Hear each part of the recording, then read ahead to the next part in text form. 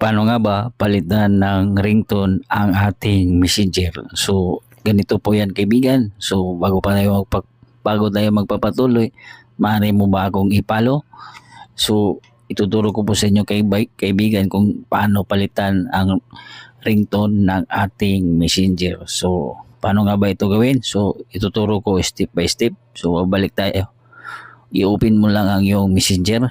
So, itap mo lang itong 3 lines. Tap mo lang itong settings.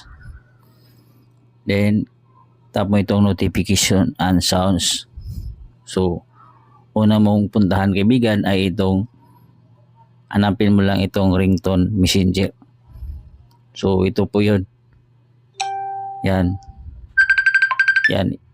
Yan po ang ringtone ng ating messenger. So, kung gusto mong palitan, ay depende na po sa inyo. Oh, yan. Yan. So, pwede yan ganyan. Okay?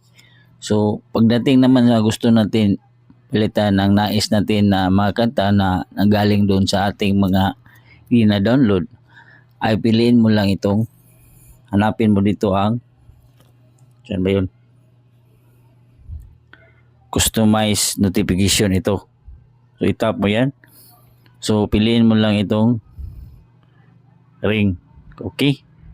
Yan. So, pagdating mo dyan, piliin mo itong on this device. So, ito po yun. Ito yung mga sounds na doon sa ating gallery. So, example, piliin natin ito. O, yan. So, yan na po ang ringtone ng ating messenger. So, mag-back lang tayo. Back tayo. So, dito mo makikita lahat na pwede mong iset ang ringtone ng iyong messenger. Huwag kalimutan i-share natin videos. Salamat.